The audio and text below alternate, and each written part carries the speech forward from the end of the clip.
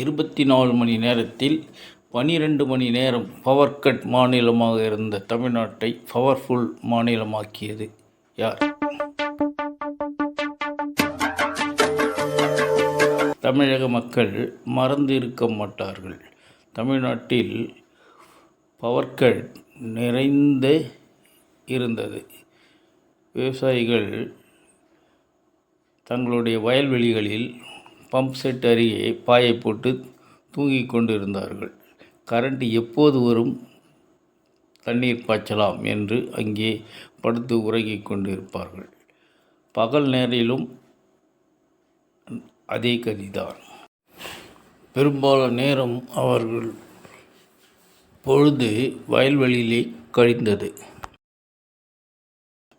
அதேபோன்று நகரிலும் மக்கள் வீட்டை விட்டு வெளியே வராதவர்கள் இரவில் வெளியே வந்து தங்களுடைய அக்கம் பக்கத்தினருடன் பேசிக்கொண்டிருப்பார்கள். நட்பு வட்டாரம் பெரியது என்றால் அந்த காலங்களில்தான்.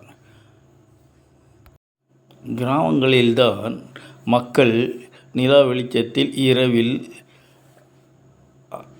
அருகே உள்ள குடும்ப உறுப்பினர்கள் ஒன்று சேர்ந்து ஆண்கள் ஆண்களுடனும் பெண்கள் பெண்களுடனும் தங்களுடைய எண்ணங்களை பரிமாறிக்கொள்வார்கள். குறை நிறைகளையும் தெரிவித்து அதற்கான பரிகாரங்களும் தேடிக்கொள்வார்கள். அது அந்த பவர் கட் காலங்களில்தான் நகரிலும் பரவியது. சிலர் நிலாச்சோறும் சாப்பிட்டிருக்கிறார்கள்.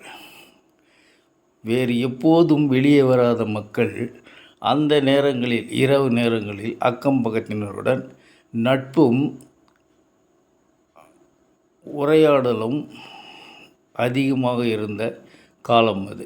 ஏனென்றால் பவர் இல்லை, பவர் கட். இரவில் பவர் கட் என்பது மிகவும் வருத்தமான விஷயம்.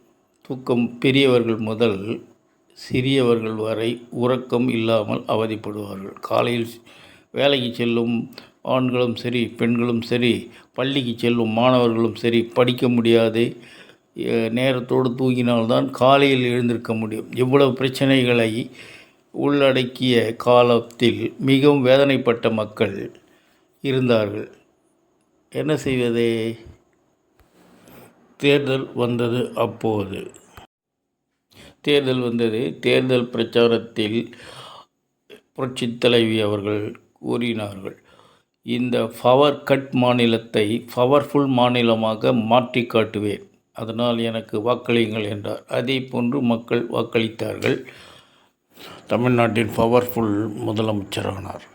மக்கள் திலகத்தின் வாரிசான ஜெயலலிதா அவர்கள் பவர் ஆட்சிக்கு வந்தார். அந்த பவர் கட் இல்லாத பிரச்சனையை தீர்த்து பவர்ஃபுல் மாநிலமாக மாற்றினார். வருந்திய மக்கள், வருத்தப்பட்ட மக்கள் மகிழ்ச்சி அடைந்தனர். பவர் எப்போதும் இருந்தது. மாணவர்கள் பள்ளிக்கு அழகாக சென்றார்கள். வேலை செய்யும் ஆண்களும் இரவில் உறங்கி காலையில் எழுந்து சுறுசுறுப்பாக வேலைக்கு சென்றார்கள். ஆனந்தமான வாழ்க்கை வந்த விவசாயிகள் மகிழ்ச்சி அடைந்தனர். எந்நேரமும் நினைத்த நேரம் தண்ணீர் பாய்ச்சினர்.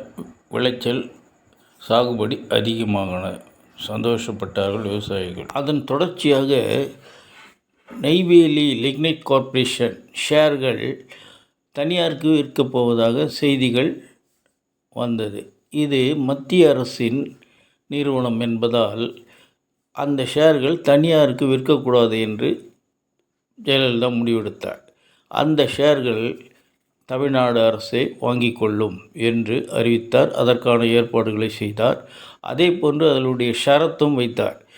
அங்கே உற்பத்தியாகும் மின்சாரம் தமிழ்நாட்டின் தேவைக்கு போகதான் மற்ற மாநிலங்களுக்கு தர வேண்டும் என்று கட்டுப்பாட்டுடன் அந்த ஷேர்களை தமிழக அரசு வாங்கி கொண்டு பவர் கட் மாநிலமாக இருந்த தமிழ்நாட்டை பவர்ஃபுல் மாநிலமாக்கிய பவர்ஃபுல் தாரகை, தங்கத்தாரகை ஜெயலலிதா.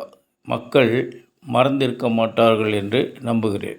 ஃப்ரெண்ட்ஸ், இந்த வீடியோ உங்களுக்கு பிடிச்சிருந்தால் லைக் பண்ணுங்கள், சப்ஸ்கிரைப் பண்ணுங்கள், ஷேர் பண்ணுங்கள். அடுத்த வீடியோவில் சந்திப்போம். தங்களின் அருமையான நேரத்திற்கு நன்றி ஃப்ரெண்ட்ஸ். தேங்க்யூ.